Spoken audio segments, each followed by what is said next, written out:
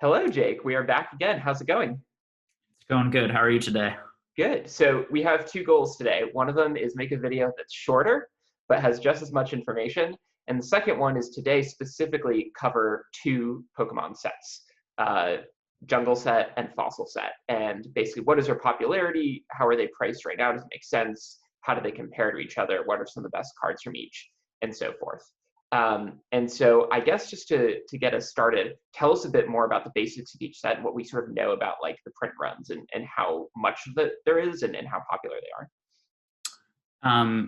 So like with all Pokemon, we don't have exact data on how many of these cards were printed. Unlike Magic the Gathering, which had specific data on alpha and beta, for those who collect Magic the Gathering, we don't know exactly how much. So what we go off of in the Pokemon community is how many cards are in the pop report, how many boxes we're seeing for sale, these sorts of things. So the basic belief, and this is really backed up by the pop reports and the numbers, and also if you go on eBay, the number of sold boxes for sale. Generally, Fossil there's a lot more Fossil out there. There's a lot more Fossil first edition than there is Jungle first edition.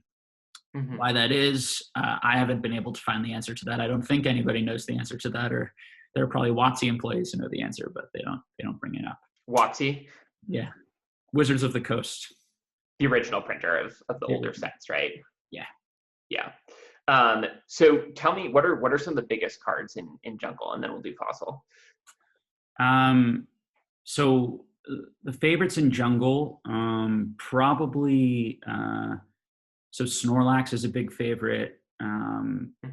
Wigglytuff is a big favorite because it has a very low pop. Often white back cards get scratched very easily in white hollows. And so those generally have a lower population. Share this. So we're on PokemonPrice.com. I can look them up. I should look up Snorlax. Sure. Yes, and Snorlax is such a popular Pokemon, and it has that white back. Mm-hmm. So 67 is very low for these sets. PSA 10.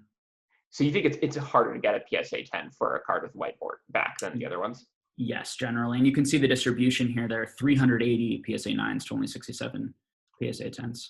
Mm-hmm. Yeah. Although so how much is this going for around right now?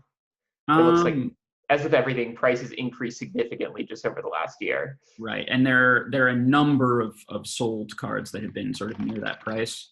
Mm-hmm. So the best way to check is to check in eBay sold listings and see what they're going for. With most of these, there's going to be a range because things are so speculative right now. You may see a wide range. This looks like it's not a real PSA graded card. People do this where they put PSA in. Let's see under sold listings.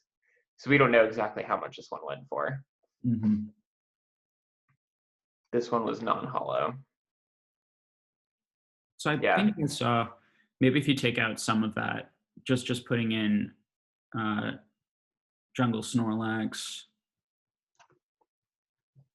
first edition PSA 10 without the. Let's see if that brings up anything. Or without the sold listings, just to see if there are any on the market. No, you're right. Okay. Yeah. So there are none on the market. Yeah. Let's compare. How about like one of the most popular cards from Fossil? What would that be?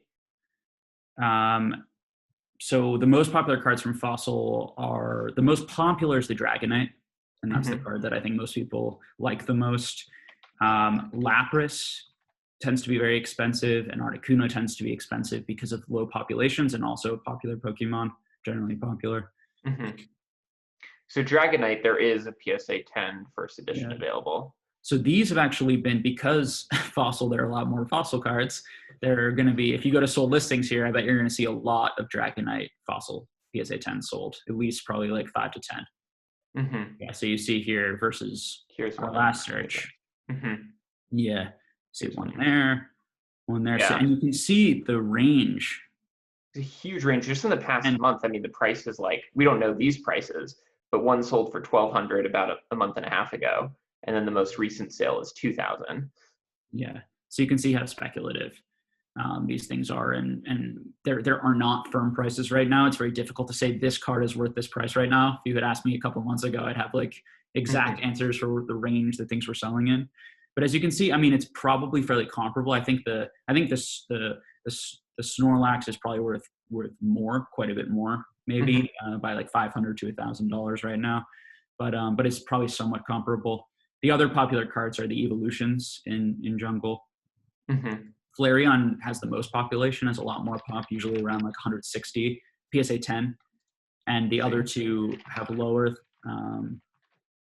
The lowest is the Vaporeon. The Vaporeon's the most expensive of the three, and then the Jolteon, and then the Flareon's the least expensive. Flareon was going for about $600. Jolteon was going for about $1,000, and Vaporeon, I'm not even sure because there were very few sold, so I don't even know how to give that a price right now. But you can see 164 versus the 64 or so of the Snorlax in PSA 10. So for each set, I'm going to have you make a pick. What is your top undervalued card right now in Jungle, and your top overvalued card right now in Jungle? And it doesn't have to be a holo.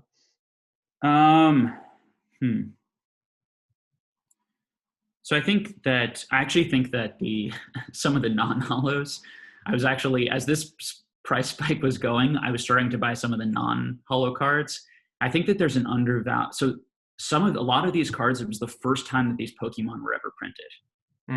And so just like in base set where you see the non-holos, the graded PSA 10 non-holos really going up in value and being worth a lot of money, I think you're seeing, I was buying a lot of these PSA 10 cards for like $12, which is, it costs you, that's how much it costs. So it's a PSA 10 Flareon that would be non-holo? So that would be the rare card, so that would be worth more, but we're talking more of like, Jungle's a little bit harder to find, but Fossil, we're talking about like Shelder, these common, first ever Shelder card, first ever, some of the fossil type Pokemon like Kabuto, there's Kingler, there's so you were buying those for like how much on average each? So I was buying them for about like $12, $13, $14 a piece, which is about at the cost of grading. And what my theory is that those cards are part of the original 151. And a number of them are the first ever printings because in base set did not print all of the original Pokemon. All the original Pokemon got printed across those three first sets, except Mew. And so if you want to collect the PSA 10 version of all 151 Pokemon, you're going to need those cards. And the price range, $12, $13, $14 for a PSA 10 is basically at cost. And what I mean by that is it costs about, $10 a card, $11 a card, including the cost of insurance and sending it to PSA. And that's if you're just doing a bulk submission, and that's if you're a member. So if you're a member of PSA, you can send in 100 cards basically at a time. And when you send it has to be 100 at a minimum, right, to get the discount. Yeah. Without the graded recording, without the quarter graded specials, which they sometimes have, which can save you 50 cents on a card. But putting that aside, you need to put 100 in, and you need and there's no sure thing you're going to get a 10. You might get a 9 on these cards. So these cards are extremely undervalued if people want them, and I think people do, and I think you're actually starting to see movement on some of those cards, and the price point is so low. Whenever you think of price point, it's very important because $12 touches everyone in the hobby. Kids can buy a $12 card. They can't buy a $2,500 Snorlax. I guess the question is, would a kid want to buy the best version of some card that's less popular? Like, the best Shelder ever would be a first edition PSA 10 Shelder from Fossil. Or would they want to use that money to buy some card that's ungraded, non-first edition, but like a cooler Pokemon? You're probably right. I mean, I think that the base of your question really is, and I was just sort of showing that everyone could buy it, including kids, but kids aren't going to want a vintage Shelder probably right now until they grow up or understand more about Pokemon. I do think when they grow up, I think I'd much rather have that first edition Shelder that's 20 years old in PSA 10 perfect condition and is one of the original 151, and the original printing of a card than I would a mass-produced modern common card or a reverse card where there are, you know, tons and tons of them. Right. So that would be Well, my this answer. gets into something that I'm curious about, and I think we're going to go into our next video, but like in terms of people building up collections, different versions, right? So I like the theory that people are going to want to go for the first printed version of each Pokemon. So Shelter's first printing was in Fossil. That makes sense to me, but are people going to be going for PSA 10 instead of just the PSA 9 set? Are they going to be going for first edition instead of just the unlimited non-first edition set? Like we'll talk about PSA 9 versus 10 next time, but just briefly on first edition versus non-first edition, what are your thoughts as it pertains to like Jungle and Fossil? Sure, it's a great question. So, I mean, I think that as you see, and we'll talk more about this in our next video, but everything gets pushed down. So if there aren't enough PSA 10s to go around, then PSA 9s become valuable and people want those. So right now at $12, a PSA 10 first edition, or, you know, probably now it's more around the $20 range, $18-$20 range for a lot of these common and uncommon, you know, non-hollows from these sets in PSA 10. It makes a lot more sense, and I think a lot more people would prefer that PSA 10 version for $20 than the PSA 9 for $10, if you can even find PSA 9s for sale. There are going to be more PSA 10s for sale. People are going to be trying to offload the PSA 9s because nobody really wants them right now in probably larger groups. So you're going to get like 25 of them, and you get them like $5 a card type of thing in an auction. So, but if these go up to $50, like the first edition base cards did the non-holo first edition base cards. Now, likely they will never be as valuable as those first edition base cards, because first edition base is probably more scarce. There are probably less of those boxes. And two, there's certainly less of those boxes. When you say scarce in boxes, do you mean in terms of like the original print run, or you mean like how much sealed product is right now available? Both would go into that. So, well, scarce would be the amount that like how much you can find it right now, right? So, Mm-hmm. so you can't find these first. In the meantime, I'm going to start typing some of these things in just so we can see while you're talking about the actual sealed products. And the first edition base boxes are so much more expensive than first edition Jungle. Right. But I'll just be looking at Jungle and Fossil. To get PSA 10 card, the point being that to get a PSA 10 card of a first edition base, you know, you could open packs of first edition base, right, to get those cards. But then you're paying it. The going rate's probably for like an unweighed pack right now is probably like $2,500 a pack, you know, in base set. Whereas if you want to open a Jungle or Fossil pack, you know, you can get them $150, $200 now for an unweighed. Mm-hmm. Maybe the price is going up so much, it's so hard to determine that. You know, just a few months ago, you get them for 120, 100. A year ago, you get them for 80. You know, so the prices continue to go up. First edition pack. For first edition Jungle, first edition. Yeah. So the point being that if Jungle ever does go, if those first edition non-holos do go to $50, I'll be making 5 times on my money, right, for each one. Mm-hmm. And the risk is so tiny. The risk of buying that Snorlax is huge, because the risk of the Snorlax could go down in half, and it'd still be an extremely valuable card, right? But you lose $1,300, let's say, on that one purchase we saw. Right. These cards will not go down to half as long as there's a market for them, because that's below the cost of grading them. They cost $10 to grade each card. So I'm hedging my risk, right? And I think that the room to grow is still there. So when you're building out your collection, you know, you want to have certain parts of your collection where you're hedging risk, where you're thinking about how much is this really going to go down. You know, this is if you're really, you know, investing and you want to sell these and you want to have value. If you don't, you know, just go for what you love, you know, as always. Yeah. So I want to ask just 2 more questions before we wrap up, because we were trying to keep this one short. So the first one is just in terms of thinking about the sealed product and the expected value. Like, what do you think is more expected value right now? If I were to crack open a box of Fossil first edition or a box of Jungle first edition? So Jungle first edition has more expected value. And do you think interestingly, you know, the one caveat to that is that it's easier to get PSA 10s in Fossil. And so if you were to open a box of Fossil and you got a lot of PSA 10s versus you were to open the box of Jungle and you got all PSA 9s because they were worse quality, then the box of Fossil would actually have been the better purchase there. So you could sit down, and I think there was a channel actually that did this, and you could type in the percentages of PSA 9 versus PSA 10 for each of these to get a more accurate look at actually how much the expected value is based on the grading you're also expecting to get from them. But let's Why just is it put that easier to aside. get PSA 10s in Fossil? So if you look at the pop reports, you can just see that generally the ratio between 9s and 10s is closer for a lot of cards. Not all cards. The ratio still isn't that good. Versus Jungle, the ratio tends to be there tends to be less tens to the 9s.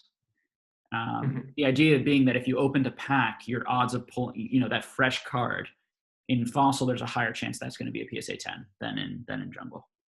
But it also depends on the card and all these sorts of things. But generally, if you were to get all PSA 10s, if you were lucky and you happened to get all PSA 10s, you had a really well-centered box without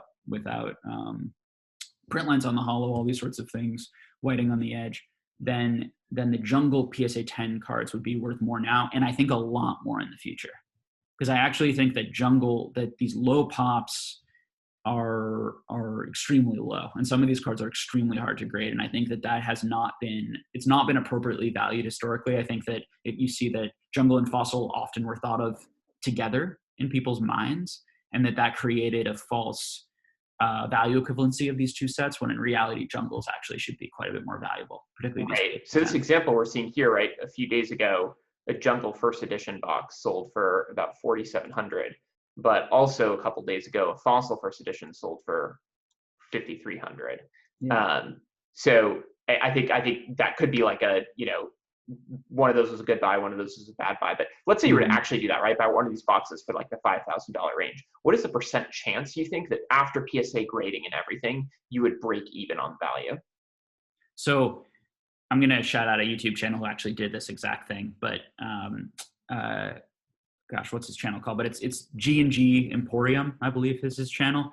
And he actually did breakdowns of these two specific boxes to look at how much you were actually expected to make. Really, really cool videos. I suggest checking them out.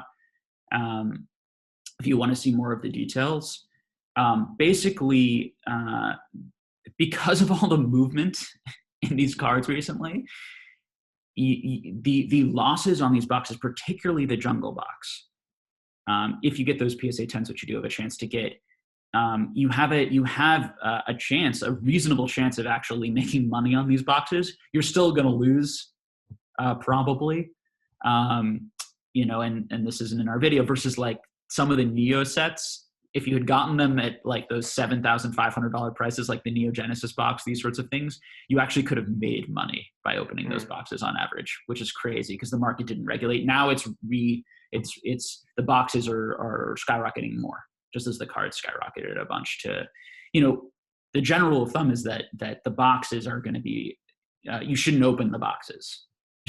for those who don't have a lot of experience in opening packs in general, like you're paying for the fun and the excitement of opening them up and the chance of maybe hitting a hollow, but hitting the right hollow and then hitting that hollow in PSA 10 to actually make money. So your odds are very low of making money. That being said, generally in opening silver product, that being said, if you're going to open packs, if you're going to open boxes, Jungle and Fossil and some of those Neo sets are not terrible boxes to open, versus like the base set.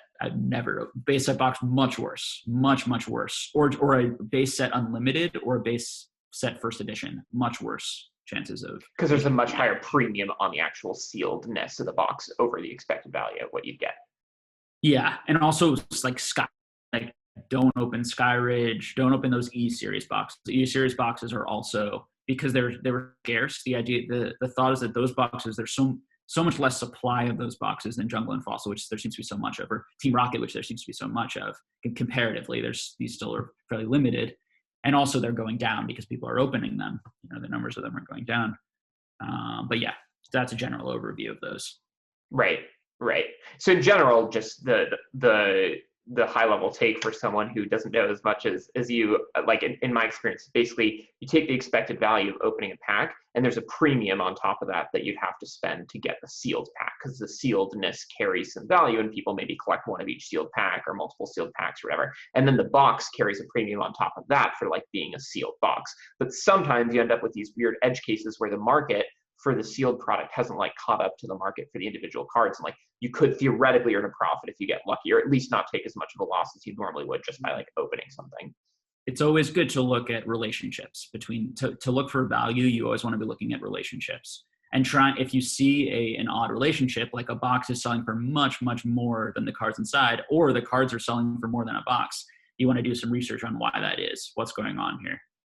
And it could be that one is lagging behind the other and the other one will catch up.